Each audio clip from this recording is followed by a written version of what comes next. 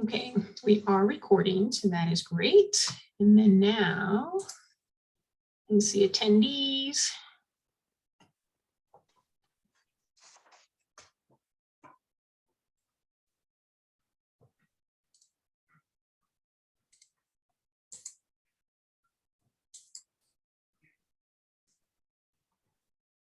Thanks for everybody who's just joining us. We'll wait a couple of moments to get started. And while you're joining us, if you wouldn't mind just putting your name and the organization that you're with in the chat.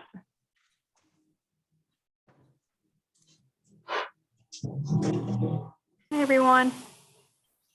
Hi, Noemi.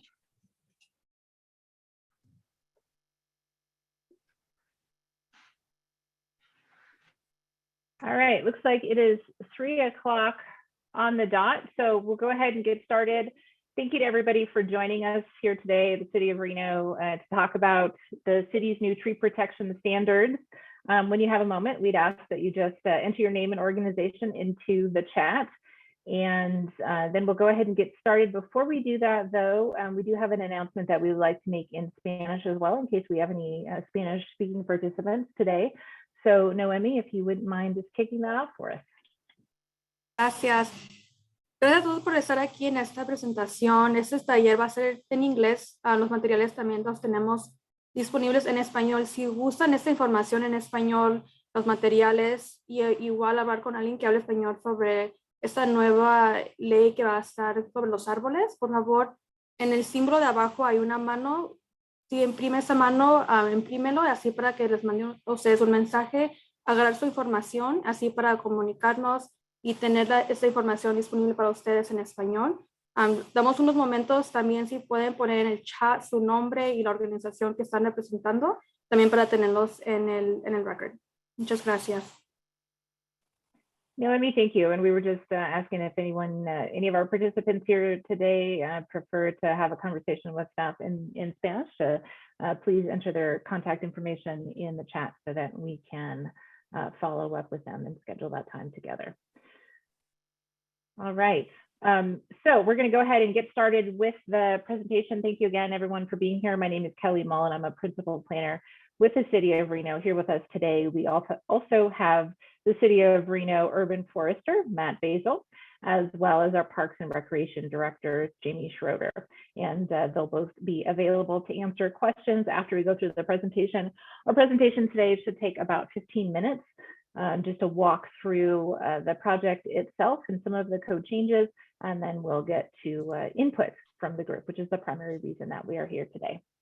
And Kelly, just before you get started, I also wanted to let everyone know that Councilmember Naomi Dewar is also attending, and so she is observing and is looking forward to listening to the input. Awesome, thank you, Jamie. All right, so today we're going to do is walk you through the project itself, talk a little bit about the purpose, summarize some of the key changes that are proposed in the current draft, talk about the timeline for the process as we go through this code update, and then also summarize some of those opportunities for the community to get involved in this process. And again, at the end of the presentation, we will switch over into our input and question mode where we can hear directly from you, the participants today.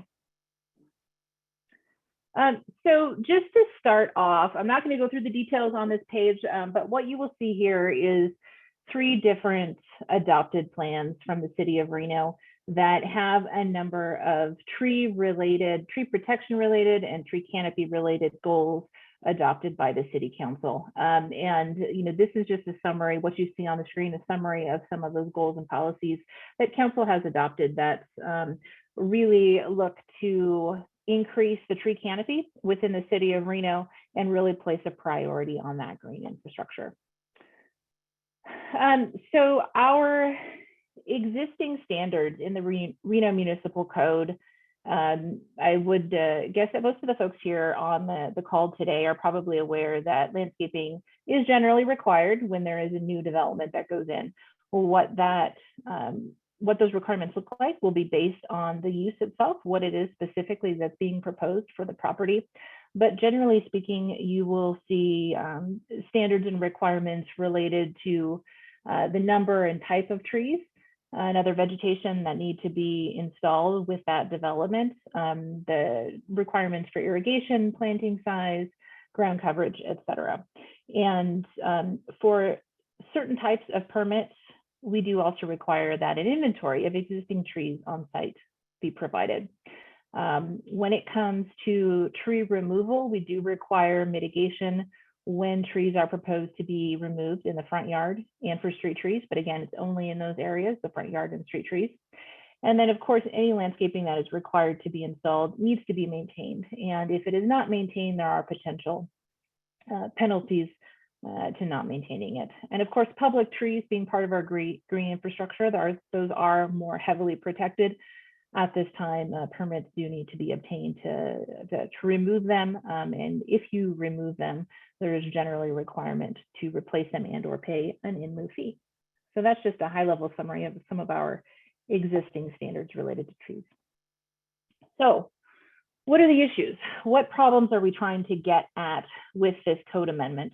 Some of the things that we have been trying to address with the proposed code changes try to speak to issues that we've seen in the field or that we've heard from the community that are issues. One of those being the concern about landscaping that was required to be installed with the new development and seeing it being removed or being damaged, for example, trees being topped, and for that occurring outside of the permit process. So that's one of the pieces that we are trying to get at. Another that comes up not infrequently is landscaping that's installed, but it's not installed according to the approved plans or to generally accepted standards. And of course, one of the biggest issues there is that it reduces the likelihood for those trees to be able to survive and thrive in the long term. One of the other pieces that we are trying to get at with this code amendment is that section that I mentioned on the previous slide about those protection standards for trees only applying to front yard trees and those trees that are in the right of way, and only during construction activities.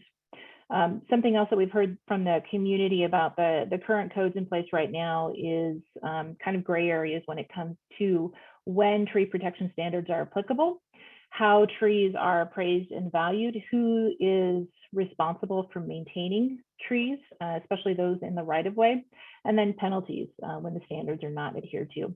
And then of course, just like many other jurisdictions across the United States right now, there are limited resources for the city to be able to administer, implement, and enforce the codes in place.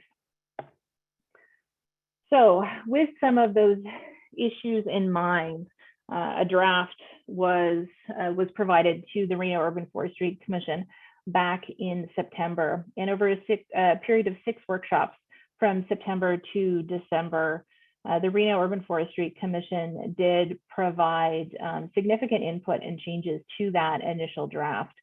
And what you will see in the draft that is available on the city website, it reflects those changes that were made by the Urban Forestry Commission. So there are 2 sections of code, Reno Municipal Code, that are impacted. The first is Chapter 8.32, and that is the section of the code that governs our public trees. It also governs private trees that are deemed to be a nuisance.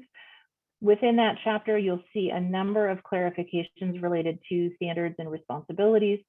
You'll also see some new language in there, specifically related to how to appraise trees, and then also financial assurances when public trees are proposed to be impacted. There's also some enhancements you'll see in the draft code to some of those existing standards. Title 18 is the other major section of code that is being impacted with this proposal. And for those who are not aware, Title 18 governs new development. Essentially, anytime you're coming in with plans to develop a property, Title 18 is one of the main sections of code that you would go to. And you will see in there many standards related to all aspects of developing a property. But what we're focusing on here are those sections related to landscaping and installation, protection of trees, and then maintenance of that required installation of landscaping.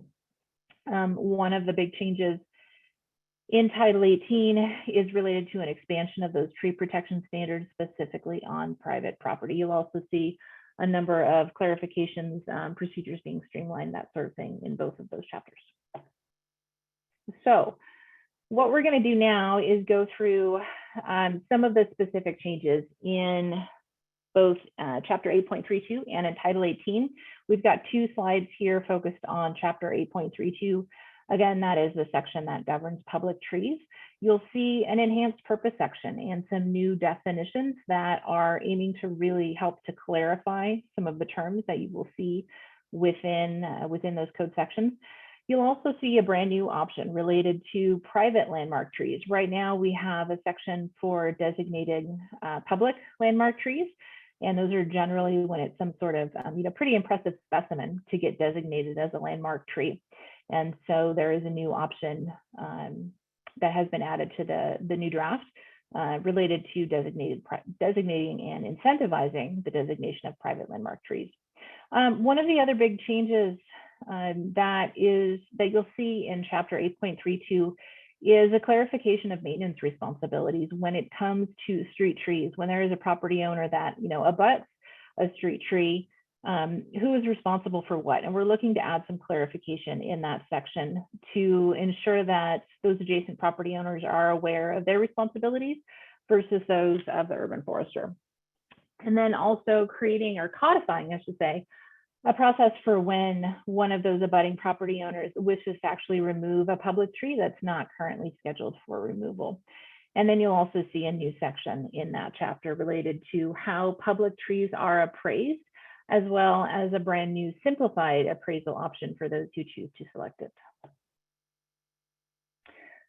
In Chapter 832, you'll also see a lot of clarifications related to permitting and appeals, clarifying who can apply for a tree permit, who can conduct that work.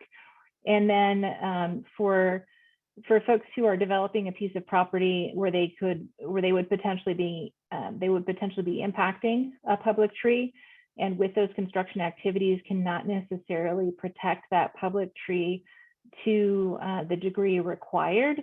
We have a new process that would be put into place then for those circumstances, and that would require financial assurances be provided if they're not able to adequately protect that public tree during construction activity. There's also some changes, just removing sections, consolidating sections when that information is available in other places, and to help improve clarity throughout the chapter. So that's a summary of changes to Chapter 8.32. Now we're going to get into those changes in Title 18. And if you remember Title 18, that is our zoning code or land development and annexation code that governs development on private property. And in that title, one of the biggest changes is a pretty large overhaul of tree protection standards in general. And the biggest change being expanding the applicability of those standards. So it would be across private property. If you remember when we talked about earlier, that currently tree protection standards are only applicable in the front yard and only for trees in the right of way and only during construction. So that expansion would apply across the private property, not just in the front yard, and it would apply to all activities that may potentially impact those trees. In terms of applicability, would also come into play for any non-residential use, so commercial, industrial, civic, any mixed use, multifamily use, and then for common open space areas within residential subdivisions. It would also apply just to trees that are 2 inches in diameter or larger, or if they happen to be one of the trees on the prohibited species list, if they are 4 inches or larger.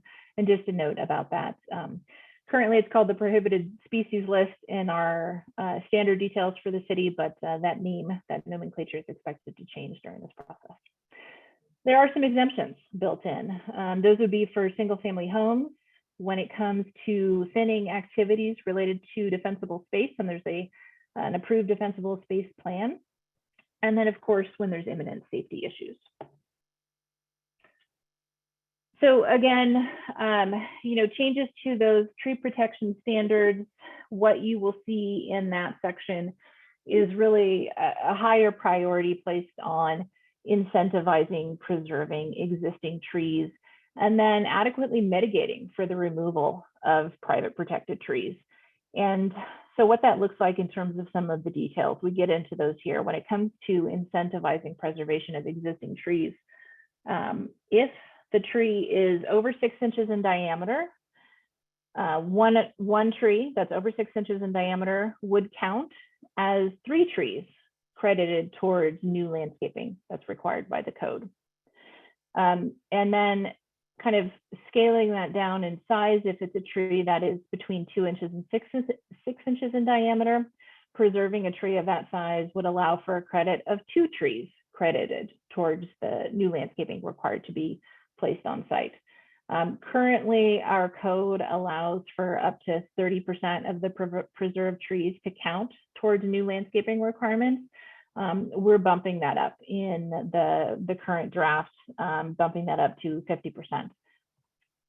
And then going along with trying to incentivize preservation, also expanding the mitigation that's required when trees are proposed to be removed. So those two things kind of go hand in hand.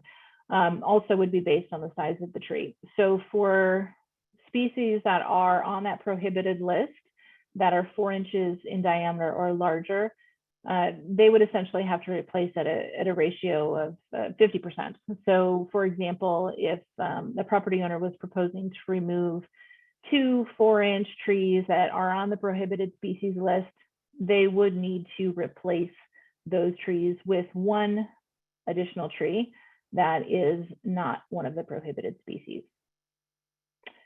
When it comes to all other trees, so all of the other trees that are not on the prohibited species list, just all other trees, the replacement requirement that's in the current draft right now is for 100% replacement, and that would be based on the caliper inches. So for example, if there is a property owner is proposing to remove a 6-inch diameter tree, they would need to replace that tree with 6 caliper inches or its equivalent. So for example, here they could potentially replace it with 2 3-inch caliper trees. And again, the current code as it stands right now, what's currently adopted, it requires 30% replacement. With this new draft, that bumps it up to 100%. But fully recognizing that, in some circumstances, it may not be feasible to do all of the replacement planting on site. If that is the case, there's some alternatives that are being built into the code. One of those is to potentially plant those replacement trees on public property, and that would need to, of course, be to the satisfaction of the urban forester, or as an alternative, paying an in lieu fee to the Relief Reno Fund, and that would be based on that tree's appraised value, or it could potentially be some combination of the options listed on the screen. In terms of other changes in Title 18, you'll see a new procedure listed in there. If a property owner is needing to impact required landscaping or some of those protected trees, with the new proposed draft, a landscape permit would be required if they are proposing to impact those trees, and this is outside of the construction permitting process. There's also a new option for what we're calling a modification of standards to allow a little bit of flexibility for the administrator to be able to indicate when alternatives may be allowed, but those are only under pretty extraordinary and very specific circumstances. So you'll see some new language related to that. There's also, when it comes to parking lot trees, updated requirements for those, for the trees themselves, as well as for the associated soil that they would need to be planted in. Also, when it comes to street trees, updating those requirements and requiring a minimum of 75% of the new street trees that are planted to be a species that's a class 3 or class 4 shade tree. Also, some new requirements related to soil quality and volume, essentially requiring newly planted trees to meet the city's soil quality and volume standards. Other changes behind the scenes, apart from the code update itself, apart from making changes to Title 18 and to Chapter 8.32, staff has been working very diligently behind the scenes, looking at options for streamlining our processes, for improving the permitting process, for improving tracking. And also, we talked about that one of the big concerns is when trees are not installed according to plan and according to standard. standards. And one of the ways of getting at that is to actually start doing certainly landscape inspections for those trees. That is an activity that the city currently does not do. Certainly not for private trees. And generally what would happen right now is just requiring a letter from a landscape architect that the landscaping was installed substantially according to code. But this is a new piece of requiring inspections. And that is something that it would have to go hand in hand with a resource allocation from City Council to allow for that to happen as well. So timeline. This project, we've got on the timeline on the screen starting up in June when we went to Urban Forestry Commission, but in reality, there's been work on this project on efforts to improve the tree canopy in the city of Reno, actually back as far as at least 2015. But in terms of actions this year, we went to the Urban Forestry Commission for the first time in June. Council initiated this amendment back in July. We did that series of 6 workshops with the Urban Forestry Commission, September through December. We are now in that public outreach phase. So throughout the month of January, we have a number of workshops, advisory boards, open houses, where we expect to, get all that input from the community, from you, from stakeholders, and then incorporate some of those themes of what we have heard into a revised draft that will then be presented to the Urban Forestry Commission and the Planning Commission for recommendations before going to City Council, likely in late spring. So this slide is here just to kind of cover, we've got, I think, a great diversity of stakeholders as part of this project. And I think the thing to keep in mind from that is that, with all of the different stakeholders that are involved or interested in this process, we have a lot of different perspectives. There are a lot of different values and priorities. And that's why we really want to hear from the community. We really want to hear from all of the different stakeholders through this process. And, those can be anyone from landscape architects, arborists, those folks who are working in the field, to, property developers, business owners, certainly private property owners, other government agencies, other interested parties, environmental groups, etc. So that's why we have that series of input opportunities scheduled throughout January. You will see the list of dates here on the screen. We do have that available on our website as well at reno.gov/trees. This is what the first part of that webpage looks like. What you will also see on reno.gov/trees. In addition to copies of the draft language, you can also subscribe to updates. You can submit digital comments. You can see, the current adopted code, watch videos of the prior advisory board meetings or workshops, the Urban Forestry Commission meetings. All of that is available on reno.gov/trees. All right, so we are now at the time where I'm going to stop talking. And we want to hear from you, get your input, hear your questions. So we are going to ask that if you do have a question or a comment, if you are on Zoom, to just click the little raise hand in the webinar controls. If you're on the phone, dial *9 if you have a question. And then the host, which is our Parks Director, Jamie Schroeder, she'll get that notification that you would like to speak. She will call on you, remind you to unmute yourself to speak. If you are on Zoom, of course, just click the unmute button. If you are on the phone, though, to unmute, you'll just need to dial *6. We are asking that folks limit their comments for the first round to 2 to 3 minutes. Certainly, if you have more comments, we 100% want to hear from you. We'll just ask you to raise your hand again to get in the queue. We do have a pretty good list of attendees here this afternoon, and we want to make sure that we hear from everyone. So if you do have questions or comments, please go ahead and raise your hand, and then I'm going to kick it over to Jamie to let us know who's first. Thank you, Kelly. And then if you arrived late, if you could please just put your name and your organization in the chat box so that everyone can see who is participating in the meeting. And what I will do is I will call on the first person and then I'll say who is next. That way you can be ready to go and in the queue. And so first up is actually a phone, a call in. And so it's going to be phone number ending in 31. All right, go ahead. You should be able to unmute and we should be able to hear you shortly. Just a reminder to unmute from the phone if you just dial *6. And there'll be Ryan Hansen after this caller.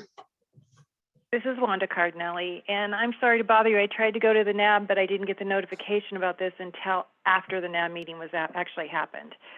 So I apologize for my questions. Oh, Can you hear me? we would, yeah, Okay. we can hear you, and we'd love to hear from you. So please go ahead with your question. I actually am on 2 HOA boards, so we're responsible for, in the common areas, I want to say close to 1,000 trees. So we're kind of concerned because we've tried to read the documents and don't fully understand how they associate, how this will affect us. Also, we do the architectural changes, approvals for all of our homeowners, and we are already requiring pretty much 1-for-1 for trees. So I'm not really understanding from you guys, since they're single-family homes, do we need to worry about it or not, or where are we? So I was hoping we could get some clarification on there. And then the reason we have the biggest concern is we're in South Reno, and so we have we have to use amniotic filters for most of the water because we've lost so many trees. In fact, as I am looking at my window right now, there were 4 new pine trees just put in across the street from me because we had cottonwoods that died. And so we replaced them, and I'm looking and they're not looking good. So I need to know when we do these replacements, are they 1-for-1? Do we need permits? What do we need to do so that we make sure that the landscapers, because I saw you were talking to landscapers, but I don't know if ours was included or not.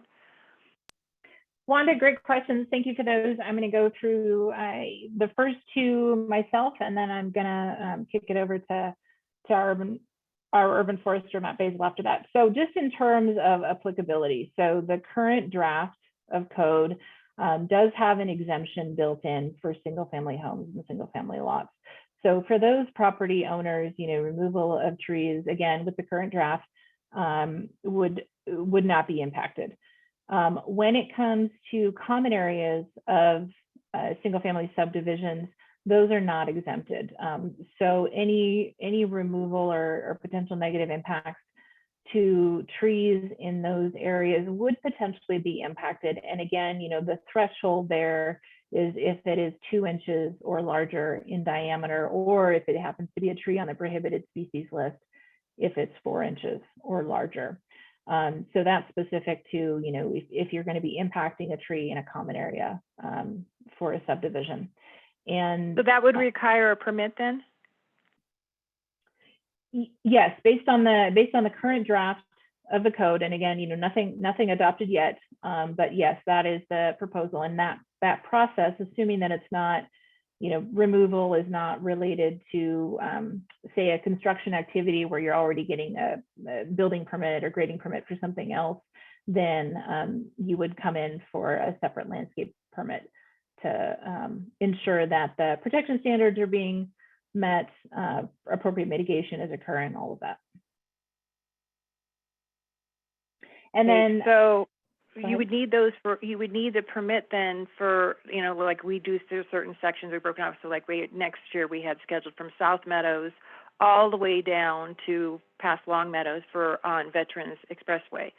So before I approve a bid for that, I need to make sure that they get the permits, that everything's approved, and hopefully they can actually get the trees in, because the park that was installed last year still has all the dead trees in it because they can't get the right caliber of trees. And that's what we've had a problem with the last year as well.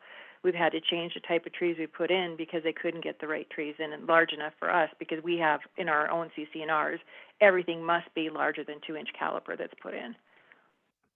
And the specifics, again, of, if a permit is going to be required, again, that'll largely depend on what is passed, when it is passed, in terms of the code changes, and then when it is that you're proposing to do that work too.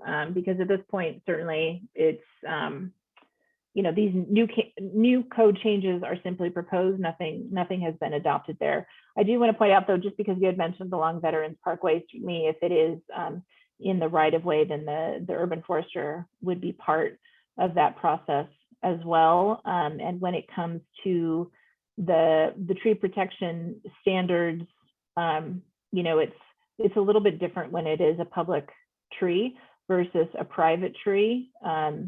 So I think some of the specifics there will be important for us to, have that conversation about too, so that, you know, you've got a good understanding on what's I was going to required. say, is it possible to have a discussion with some of these parties offline, or possibly, you know, at the beginning of one of our board meetings, just to explain to us what we need to be looking for, so that we stay into standards and make sure our landscapers are following the requirements accordingly?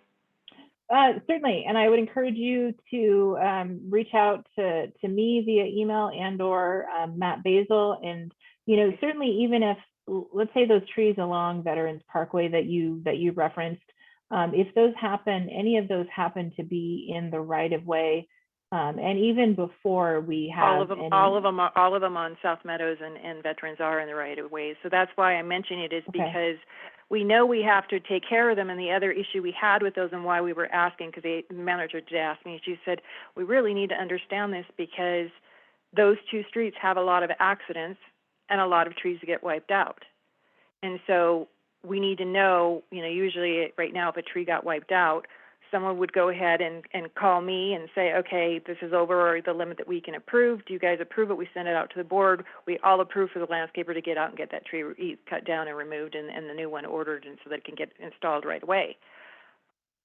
We want to know if there's a new step that needs to be added.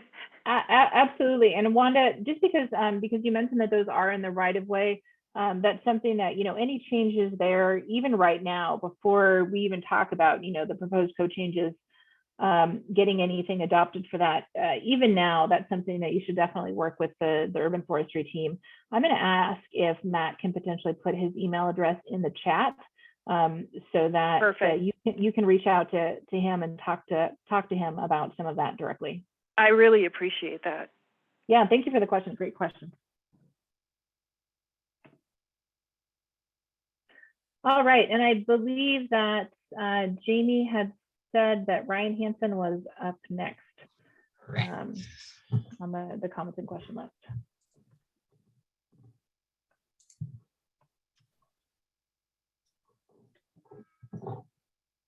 All right, I lost Ryan, so we're going to go to Zach, and then Rick Clark will be next. Yeah, hey guys, how's it going? My name's Zach, owner of Great Basin Tree Care here locally in town. So with these new regulations and permitting processes going through, how are these going to be regulated? How are they going to be, you know, upheld?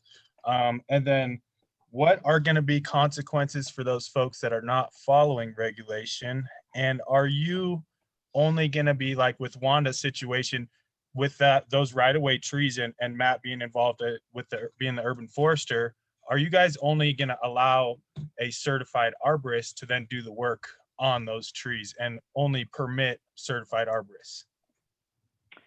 That's a great question. In terms of the regulation, or how we administer and enforce them, the process, I would say, is kind of multi-level. You know, certainly it would be when a property owner is looking to impact one of those trees on private property or on public property, you know, we've got that permitting process that they would need to go through. And part of the administration is simply in making sure that whatever is proposed on those plans meets standards. And then let's say that those are approved, and you know, the owners go to do the installation or impact those trees. Then the other piece of that we were talking about was the inspection component, to make sure that the work was completed according to plans. If, let's say, there are, whether through that process or through another process, that the code standards are not adhered to, we do have our code enforcement team, where they do take you know, complaints about violations. You can call 311 to file a complaint, and then they would get involved to investigate that complaint, confirm if there is a violation or not, and go through what I would call kind of the standard code enforcement compliance process. When it comes to, you know, if public trees are impacted, then our urban forester would get involved as well. And I'll just ask if there's anything there, Matt, that you would like to add to that response. Thanks, Kelly, and thanks for the question, Zach. So yes, for trees that exist in the public right of way, that would require a tree permit from the Urban Forestry Office. I think Kelly answered the question well about trees that exist on private property. As far as the enforcement end of it, it would go through the standard code enforcement process, which would be, I think that would depend on if the issue was brought up to us, to the city. There's a potential for inspections of these regulated areas in the future, but I think Kelly summed it up pretty well as far as what the penalties might be. Yeah, sounds good. But and for the permits, are you guys only producing permits for those individuals when they come to get a permit? Like in the case that, say, company A is doing the South Meadows project on thinning those right-of-way trees and pruning, is that permit then only being issued to companies that are certified arborists? Or are you guys permitting any business? No, good question. So if it involves tree work in the public right of way, you would be required to have a certified arborist, a business license with the city of Reno, workers' compensation for your employees. Okay, absolutely. Just wanted to ask that because I know a lot of landscape companies run around and do a lot of pruning, so a new change like this is going to impact. And I think that's been, and I know Matt I've heard, you need to pull permit, and to do that, you have to be certified. So just getting, I think the word out there is going to be key. So people like in Wanda's situation aren't having these guys come out and do work, and then you come out and it's like, hey, these guys can't even do the work. They're not even certified or credited to do it. So I think education is going to be key in getting the word out there for sure. Great point, Zach. Thanks for bringing that up. Yeah, I don't have any more questions. Thanks. Thank you, Zach. Thanks, Zach. All right, up next will be Rick Clark, followed by Teresa Golden. Hi, can you hear me? We can hear you. How are you doing? Good. Thank you so much for being here, Rick. Good, thank you. I have a question regarding what is the process of getting trees or a tree included in the accepted tree list? Great question, Rick. Thank you for that one. Currently, which it does state in the approved list that new species can be solicited by the installer. So you would basically just submit the request for a new tree to Urban Forester, to myself, and we would review it and approve adding it to the list. The list is typically updated annually. Okay. I want to piggyback on Zach's question regarding landscape contractors landscapers limitations on trees. Typically, is there a height requirement where you draw the line there? The current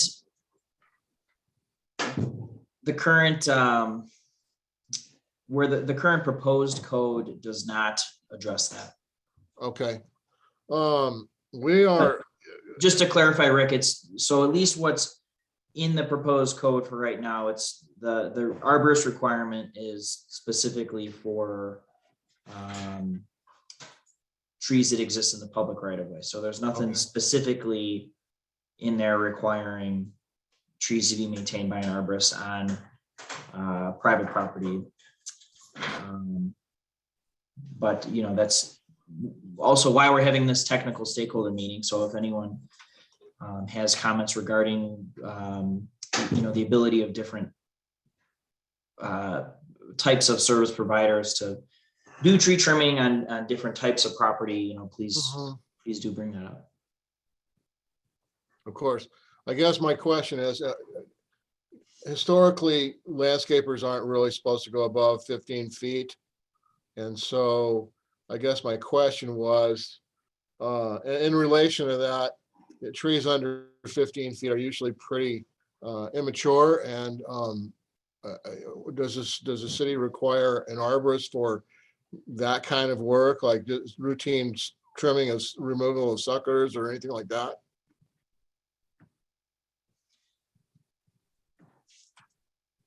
So that's a good question. So at least on the section of code title 18 that deals with trees on private property and in developments, it references the standard of care in title 8, which governs the city-owned right-of-way trees. So if I could, oh, actually, Kelly will bring that up. Okay. Real quick here. And I'm looking for it myself.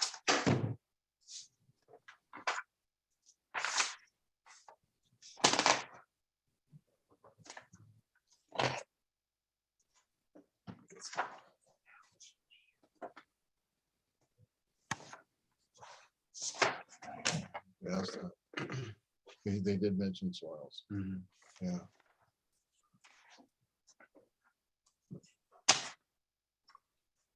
So, yeah, okay, Kelly's on the same page here. So if you look at this table that we've created, 832.036, it does go into detail about the types of tree care activities that whether it requires a tree permit and whether it requires specialized training. So such as application of chemicals and pesticides would require a certified pesticide applicator. Of course.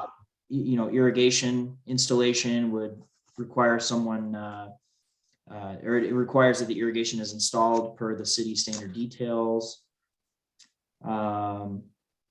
Whether a permit is required or not. So like stump removal would require a tree permit if it's done within the city right of way, but does not require specialized training such as a certified arborist. Okay. And please, everyone on the call, it'd be great if you guys took a look at that chart, which is table 8.32.036. Take a look at that and see if you have any constructive criticism about, how we set that chart up. And, we'd love to hear some feedback about that.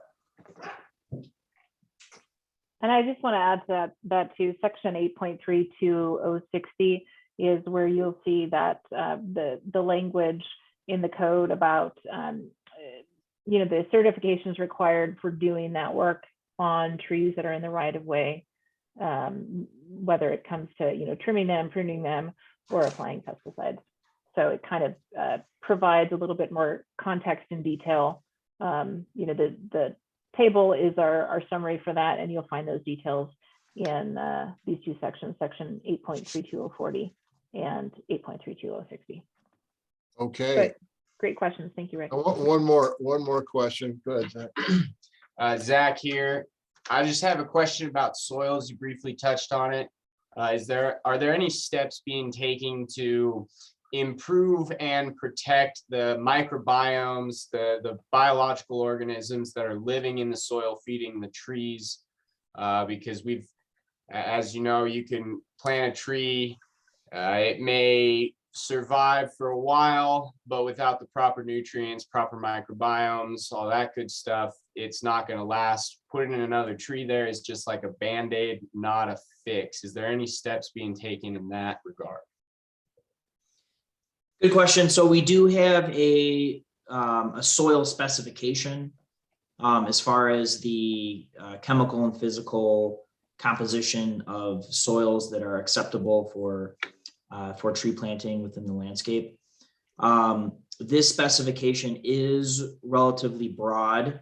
It was designed to be something that could be so that the soil can be acquired cost effectively, and with preference for using the native soil that is available on site if possible, or may need to be modified in some way. That specification, which lives in the Public Works Design Manual, does not go into specifics about microfauna in the soil itself. So that's a great point, but in order to make the soil reasonably easy to obtain and utilize, that's not included within that specification at this time. Thank you. Okay, Kelly, we've had a request if you do put the PDF up again, would you be able to make it one page and then like 150% just so that it's a little bit easier to see? Great, thank you. And then we're going to go to Teresa Golden, followed by Ryan Hansen. Hi, thank you. I'm Teresa. Just a few questions. As a school district, I'm assuming, I just want to clarify that we would be considered private and not new development. I'm assuming when it refers to new development, that's like a new housing development. Is that correct? Teresa, great question. So it would just depend on, whether or not it's a vacant piece of property that's being developed, in terms of whether or not we would consider that new development. But generally speaking, if the trees are meet the thresholds that are outlined in those applicability standards in Title 18, and or if they are in the right of way, then those tree protection standards would kick in. Gotcha. Okay. And then for landscape maintenance for our existing schools, for example, if I want to need to remove 2 dead trees out of one site and replant 2 new ones, do I need a permit? Do those need to be inspected? And do I need a tree protection plan? Great questions.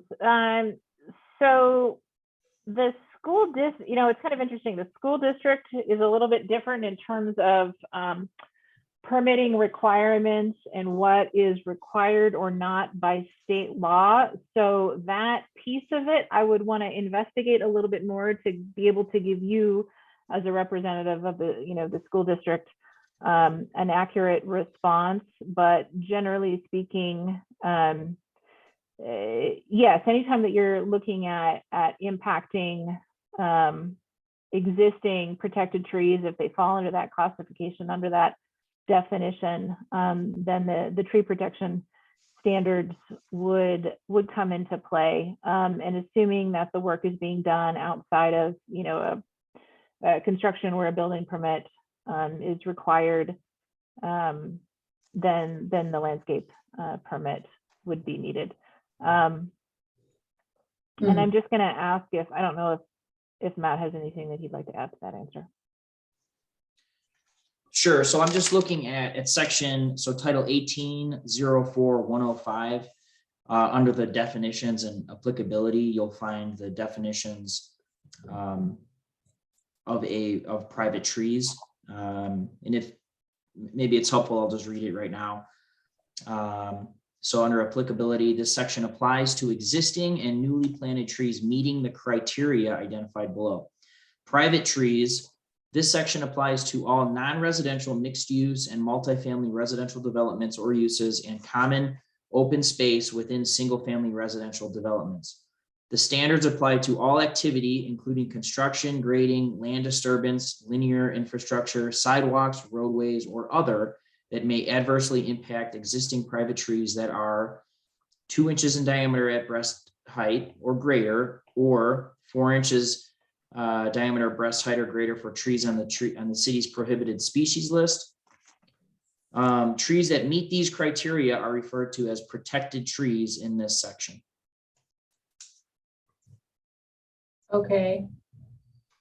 I'm not sure if that still really defines it for me because it doesn't talk about maintenance. And Teresa, I should mention too, we have in our existing code a section specific to maintenance, and essentially you need to, make sure that the trees that were required to be planted in the first place are maintained appropriately, that they're provided with irrigation and pruned according to accepted standards, and that if they do die or become significantly damaged, that they are replaced. there's some enhancements in the proposed code related to that, especially when they're significantly damaged and replacing within 30 days. So I think based on the circumstances you described, that's where that would kick in. But I'm wondering if, I think when you registered, we would have your email address from that, but just because with the school district again, and I know there's some state requirements related to what local jurisdictions can and cannot require of school districts. I want to investigate that a little bit more specific, specific to that question, and I'm going to follow up with you too. Okay. If Kelly, if I could just add to that, Sure. There's a section, the maintenance of existing protected trees, which is a proposed new section. And again, feel free to make any comments about what's proposed here, but J under, I can't see what section it is. I'll just read what it says. The maintenance of existing protected trees. No existing protected tree shall be damaged or pruned in a manner that impairs the health of the tree. Pruning performed on existing protected trees shall be in accordance with pruning standards published by the American National Standards Institute, ANSI, per ANSI A300. Yeah, I did see that one, and it was a pretty small section, so I just explore it a little bit more and get some clarification, but that'd be great if we could talk offline. My last question was just about for really new installations, I suppose for potentially our new schools, is the monitoring during installation, and that apparently needs to be done by a landscape architect, which is fine, and then submitted back to the building department, I guess. Does that basically conclude that process? So Teresa, yes, I think one of the standard requirements now is that when new landscaping is installed and when the property owner or applicant is ready for the CFO, the certificate of occupancy, or the final inspection, that their landscape architect submits that letter to the city indicating that it was completed and installed in substantial conformance with the approved plans. So that monitoring piece of it, where they indicate that they monitored appropriately and the trees that needed protecting remain protected and all that. My assumption is that letter would be either part of the landscape architect's certification or submitted at the same time. I guess one of my questions would be, I would hope that it wouldn't hold up a C of O.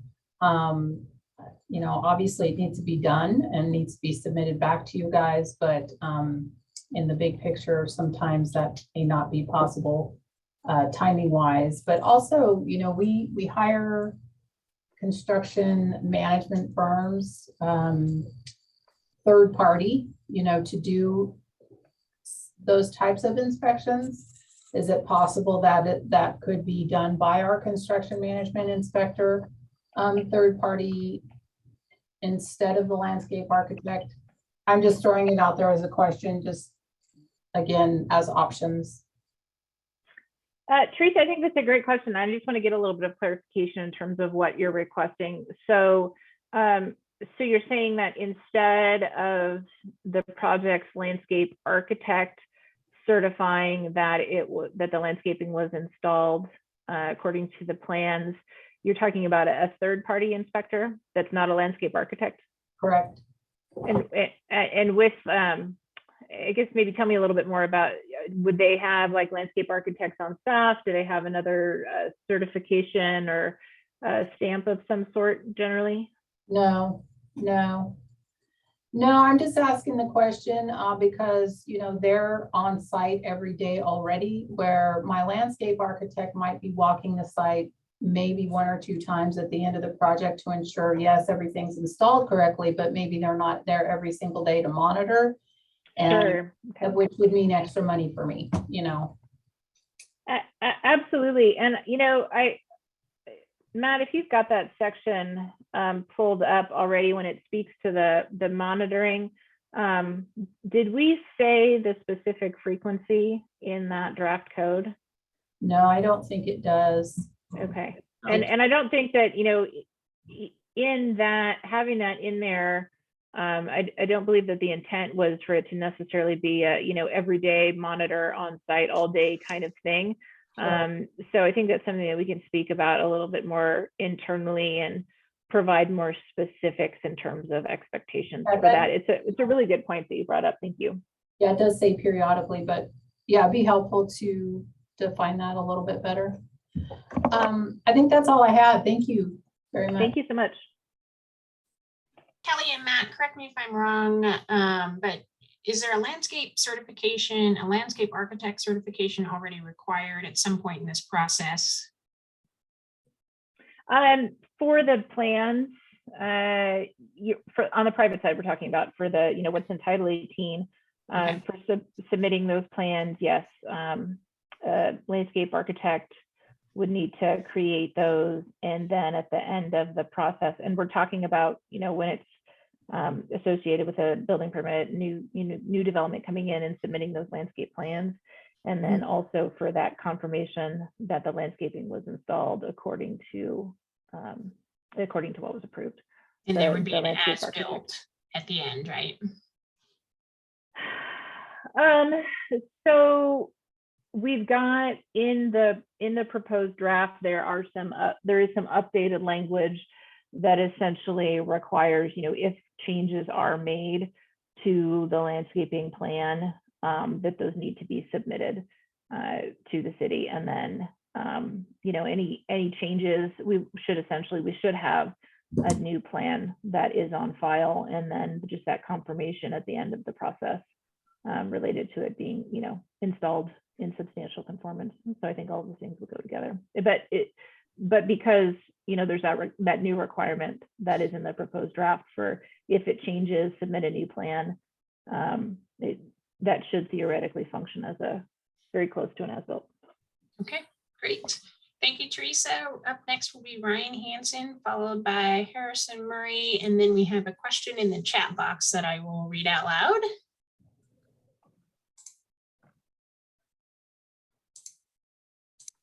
You guys hear me? We can hear you. Go ahead, Brian. Okay.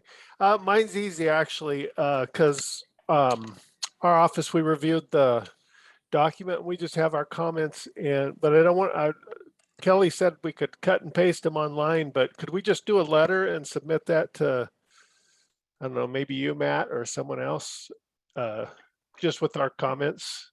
And yeah, Ryan, great question. We have put in a request to our web team to be able to actually allow for attachments on the submittal form. So let me note that down, and then I will follow up with you tomorrow to let you know status on that. Alternatively, we could just have you email it to me. Certainly our preference is we want to be able to consolidate all of the comments that are received through that input form. But if you don't mind, I'll follow up with you tomorrow on that piece. Okay, that sounds good. Perfect, thank you. I will do Harrison Murray, the question in the chat box, and then Lisa.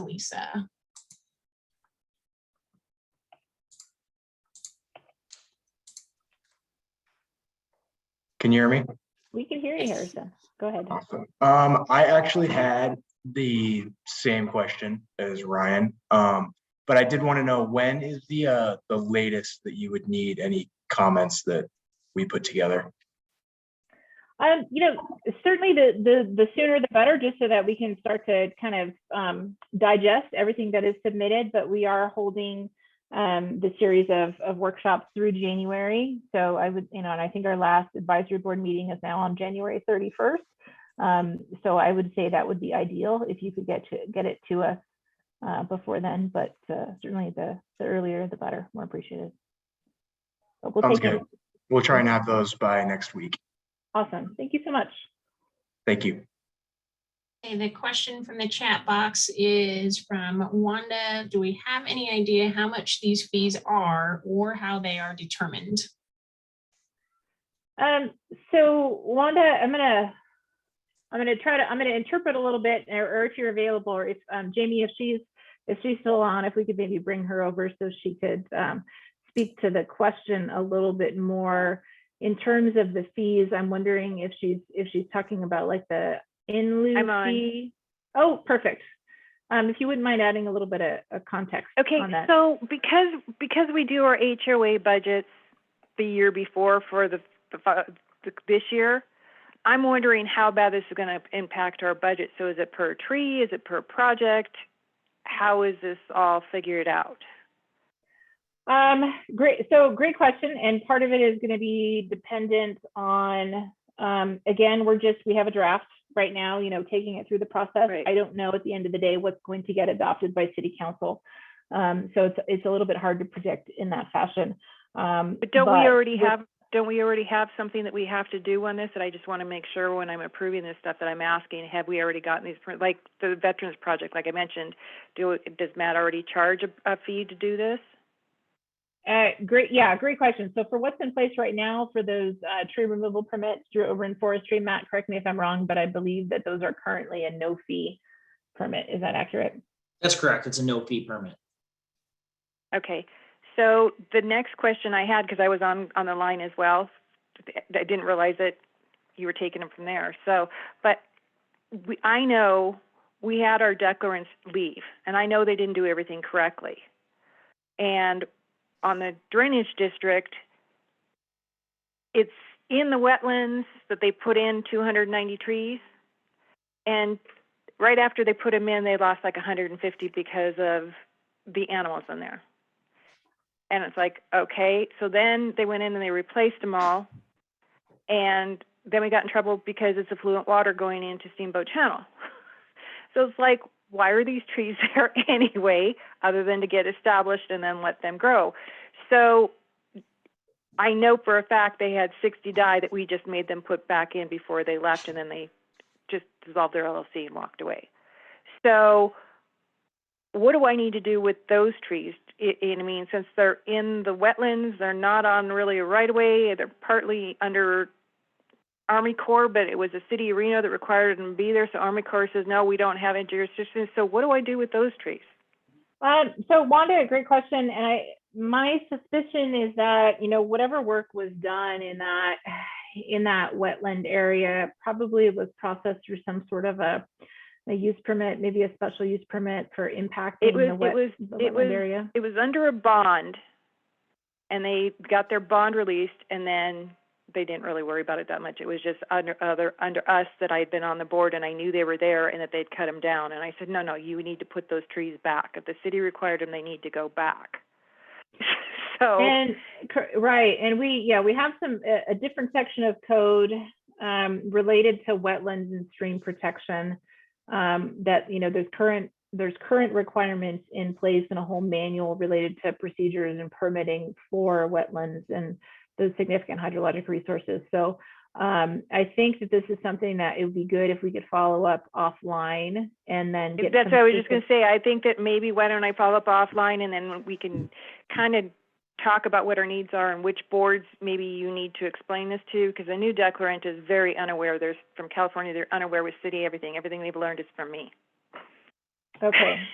Great. Yeah, I think for the wetland piece, especially, let's follow up on offline. And I am going. And the other one, I've been texting with my manager, and she said yes, she would like to get you guys to at least either for the like 3 or 5 minutes at the beginning of a board meeting. If I get ahead of the meeting, let you guys know what our lands are, and you can just explain these ones that will be determined by this person. This is determined by that. So we at least are informed as board members to ask those questions at meetings. Have you gotten this? From and make sure our bidders that we're hiring the appropriate people to do our repairs. So I'll email you guys that, and hopefully we can work it out. Okay, and Wanda, I just put my email address in the chat, and this goes for anyone if you need to follow up with me directly. And I believe Matt added his as well, so we can talk about that piece offline. And Wanda, I'd also encourage, if there's other board members or other folks that you're working with who you think that it may be useful for them to attend some of these presentations, please encourage them to do so. Like some are actually, I think, signed up for 3 o'clock. I sent you a message. I didn't know if I was a stakeholder or not. I'm actually also going to our landscaper because he does manage it. I'm going to, between these 2 meetings, call and ask him, is it okay for me to give him the connection if he wants to log in, or do you have to have an invite first?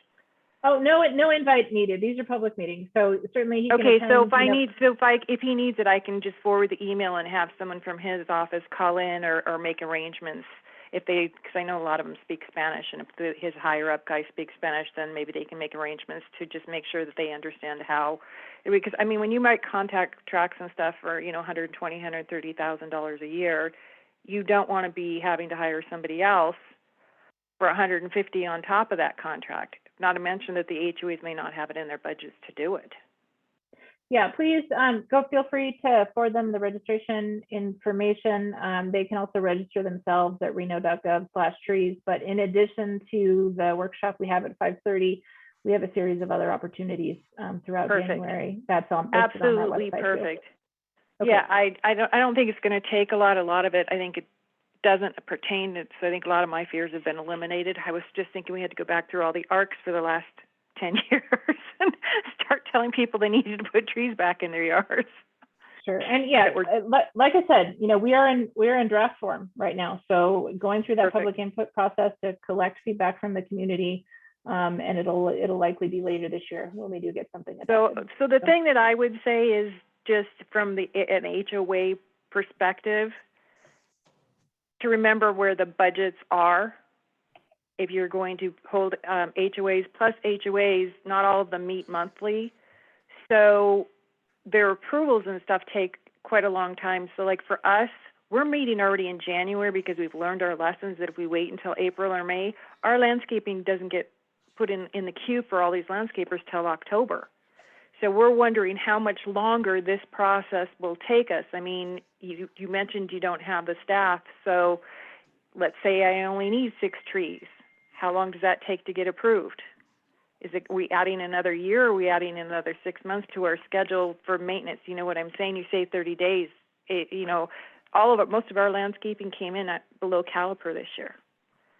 So we had to. And just in talking about permit turnaround times and adoption turnaround times. So right now we are expecting that sometime in spring, potentially May, that we'll be bringing this to council. Not quite certain yet until we get through some of the other pieces of the process. When it comes to the tree removal permits, or those permits that are in the right of way, or even when it comes to building permits or landscape permits, the city does endeavor to turn those around within 10 business days. So that is not always possible, but that is the goal. Well, but I mean, we're not talking months. That's what I was getting at. I didn't want it to turn into a 6-month thing, and then you're having a bigger problem. And then again, about those trees, if you're telling people they have to do stuff in 30 days, why are city parks new trees that are under warranty still sitting there dead? What I think the Reno Direct, the last time I talked to someone from the Parks Department was maybe 3 months ago, and I actually called a neighbor across the street from the park, and she says, no, they're still all there dead. So why is it taking so long for the city to take care of their own? Not that I'm trying to, you know, I'm asking the question, because how can you, as a board, we can't hold our homeowners if we don't do our part to take care of our trees. And Wanda, a great question. I'm going to ask if Matt can respond to that, and then we will then move on to the next person with a question. And then if you have follow-ups, I'd ask you to just get in the queue again, and we'll return back to you. But Matt, was there anything you'd like to speak to on that? Sure. There's kind of a few levels to that question. So one of the questions, and I'll go back a little bit, this was brought up by someone else, as far as you know, will the installation of the landscaping and trees hold up a C of O? There is a section in here that shows that's not the case, and that it would basically require a landscape bond, ensuring that the trees are replaced when they are available. So for example, if you're getting a C of O in a certificate of occupancy in the winter and the trees aren't available till spring, you know, that'll be addressed in that way.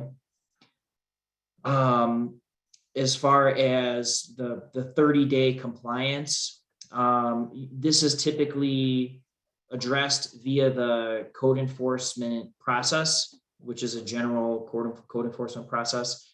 And just as in, you know, I've dealt with several of the HOA managers about tree removal. In general, as long as you have,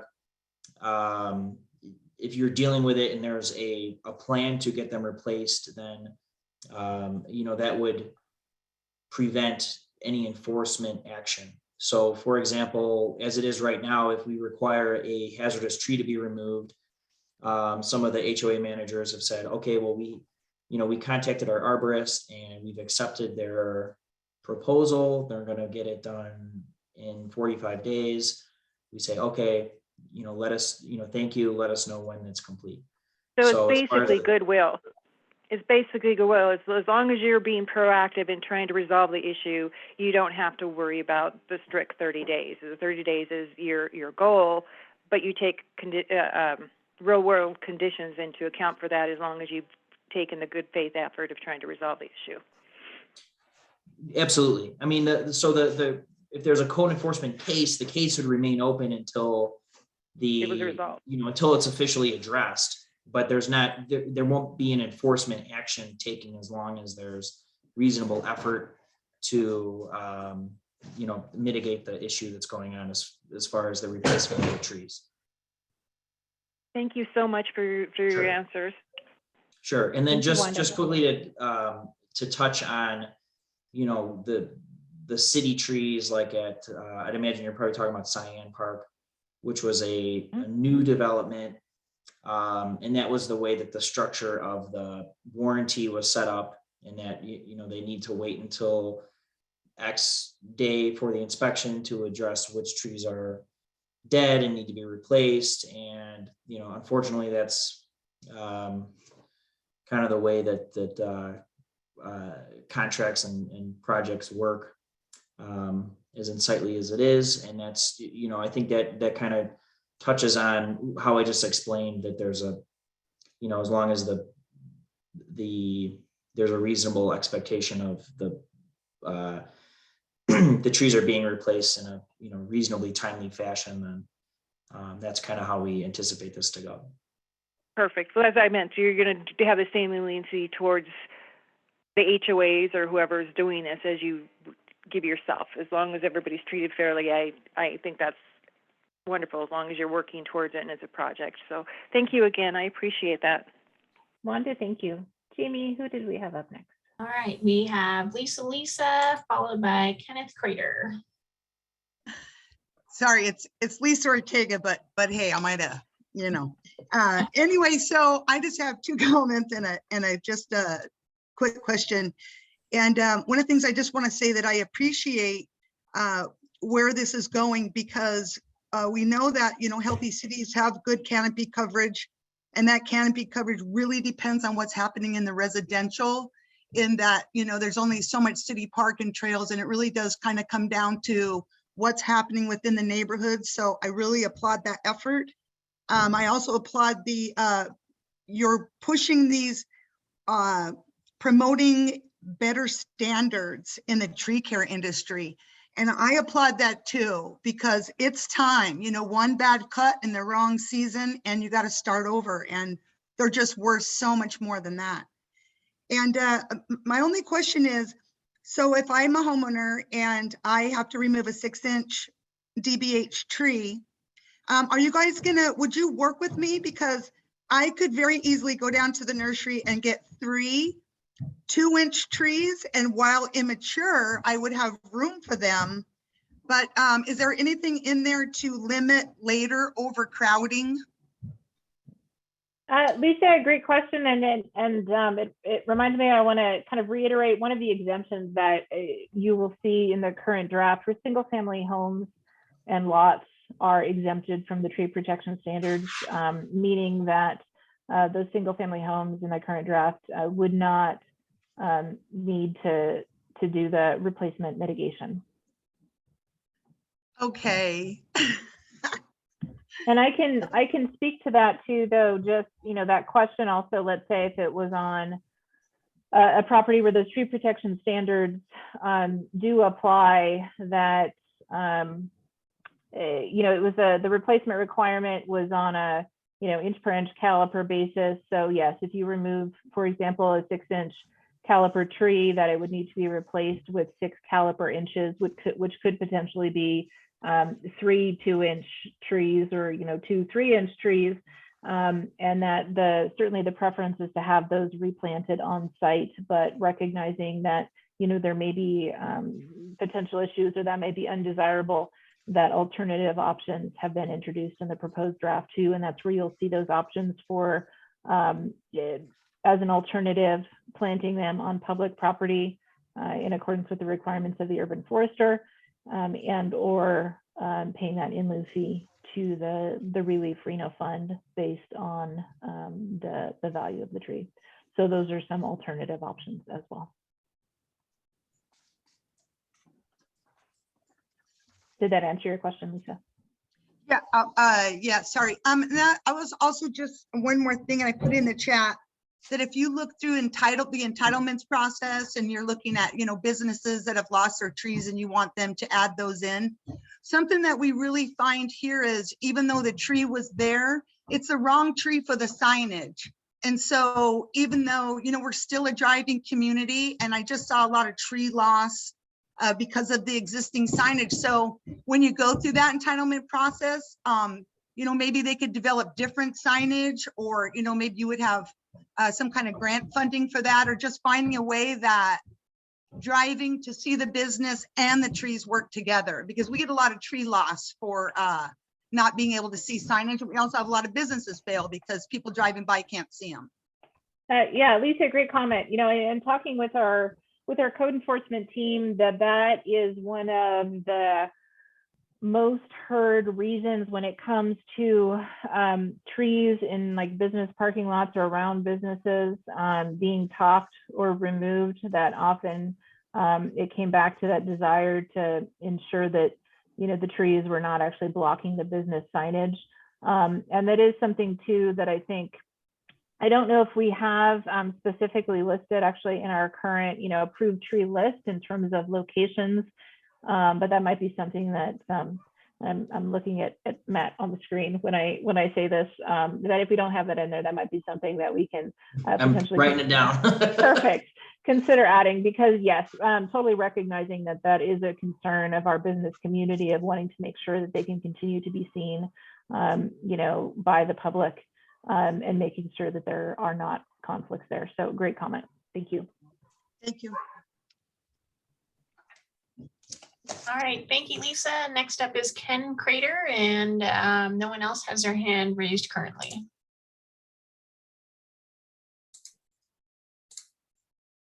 All right, thank you. So a couple things. And first of all, Matt, I think I have a huge affinity for trees. Worked very hard on the stakeholder committee to update the streetscape standards in downtown Reno. And one thing that I still think is lacking in this ordinance is water impacts. We still live in a desert, regardless of how many trees we have. And I would love to see a little bit more thought put into water consumption. We've talked about this. And on a lot of properties that I've been involved in through the years in development, you end up with common space areas, sort of the back of the house. And what's wrong with revegetation or just planting trees and no shrubs to preserve water in those areas? It all started out as sagebrush in our entire community, with the exception of along the river and the different creeks and stream beds. But water is a huge issue. And just even allowing for just trees and eliminating shrubs in some of these back of the house areas, I would think would be positive. In my mind, the biggest issue with trees is along streetscape and within parking lots where we have that urban heating effect with the asphalt. But maybe there's a compromise in some of these other areas where we can look at options to conserve water within our area. And frankly, Matt, you and code enforcement only have so much time to deal with this issue anyway. But I think that looking at water consumption would be a big deal. And the other thing too, is I've been thinking about projects that would have an issue with this current ordinance. And the one that comes to mind is the property that the Reno Airport Authority owns on Airway McCarran down by Longley Lane. And that is the old Home Gardens neighborhood. And there is a ton of trees on this property. It's zoned industrial. and they're not desirable trees. They're elm trees, cottonwoods. There's no irrigation. Most of the trees are fairly unhealthy, a lot of dead wood on the ground. And I'm thinking about the amount of trees that it will be required on any development that the airport authority pursues in that property, that they have to add in addition to the code standards. They won't have room to put on all those trees. So I think, looking at a project like that might be helpful in terms of figuring out the impact of this new code on different properties like that.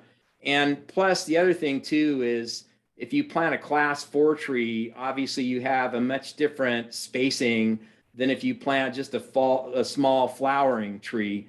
And is there a way to encourage planting larger class trees by allowing a reduction in the overall tree count when you're, especially in parking lots? There's a lot of parking lots in town where they planted a smaller class tree and then they prune them, and you really get no effect on urban heating. So I'm a fan of encouragement and incentive as compared to penalties. I coached kids sports for 15 years, and my teams got a lot further because I was totally big on incentive and totally zero on penalties. And case in point is, I drive out to DeMonte Ranch Parkway to take my granddaughter to preschool, and they have acres and acres of lawn along all those urban arterial streets. Well, how about an incentive for a property owner to eliminate lawn and plant trees instead? And Mark Chappelle did a little calculation for me, and 1 tree and 6 shrubs is equivalent to about a 13 by 13 patch of lawn. So we could save a lot of water by providing incentive for some of these developments that are 20, 30 years old now to start eliminating lawn. And look what's happening in like Las Vegas, or Phoenix, where they've gotten to a water issue where they're having to take out lawn. Let's start providing those incentives now, right? Instead of waiting until we have a crisis in 40 or 50 years. So I've already provided a lot of different comments over the time, marking up the code, but those are some new comments that I have, as I've really had time to reflect on this and look through it. Thank you. And great comments. Appreciate that very much. And I'm wondering too, I don't know if you've had an opportunity to submit any of your comments, and this goes for all of the attendees. If you've had that opportunity to submit comments online yet at reno.gov/trees. Absolutely taking notes here for everything that we're hearing. It is helpful for us too to kind of have that, what it is that you want to say and the way that you want to say it. And then we can make sure that those comments are also included as part of the packets that move forward with the next draft to our decision making bodies. Yeah, I have provided comments, but I will consolidate all those and put those in the box too. So perfect. Thank you so much. You're welcome. Hey, Ken, I wonder if it might be useful to do like a couple case studies with you on a couple like theoretical potential developments, and maybe see what the different impacts might be. Would love to help you with that. That would be huge. I think we don't do enough of that when we do these major code revisions, and then it comes back to haunt everyone. So. Okay, I'll get a hold of you to talk about some of that. Perfect. Thank you. Okay, we currently do not have any hands raised, so I would say last call for questions. All right, and did we go? I'm just pulling up the chat. Did we have any additional questions in the chat either, or we've gone through those already? We have gone through all of those. Okay. All right, anyone else? Would you like to raise your hand? Oh, and looks like we have a hand raised. Christina Shaver.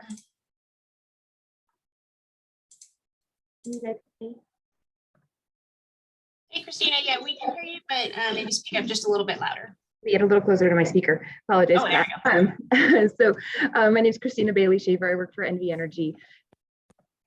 Calling in, much like every other business in town, we are being negatively infected by the COVID, and so my team just got back to me today with some of their comments on the draft ordinance. Is it possible to set up a meeting at a time when maybe some of them could all get together in a room and ask you guys some questions? I know I can submit them on Reno Direct, but trying to have a dialogue, would you guys be the right people to reach out to? Definitely. Yes, Christina, if you wouldn't mind emailing me, and then I will look at schedules internally so we can set that up. Thank you Awesome. for making that known. I appreciate it.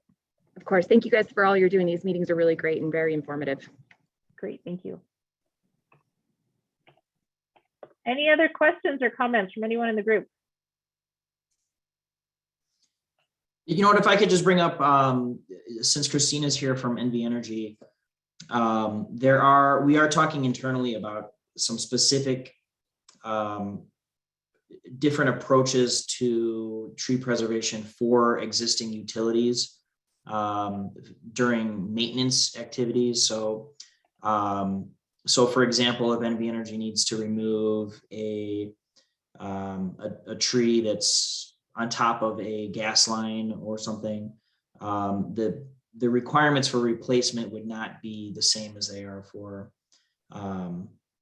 under a general development. So we currently have a program with NV Energy where if a tree needs to be removed, due to a maintenance activity of a utility, then the trees are replaced one for one. So any tree that is removed, one tree is replaced, not based on the diameter inches. We're still, finalizing exactly how that would be structured internally, but just wanted to bring that up, since you are a utility. Definitely. And I know that our team has worked closely with you guys over the past few years. And I think that there's just a couple of things that they want to clarify. It's all great on paper or in concept right now, but with staffing changes over the years, you just want to make sure that everything is very specific and precise. Absolutely. Christina, we look forward to that meeting. So yeah, thank you again for. I will reach out. Thank you. Appreciate it. All right. Any other comments or questions from anyone who's here? We just have one more comment from Ryan in the chat box. Verdi is another area where the penalty for removing trees could be brutal due to heavily wooded sites.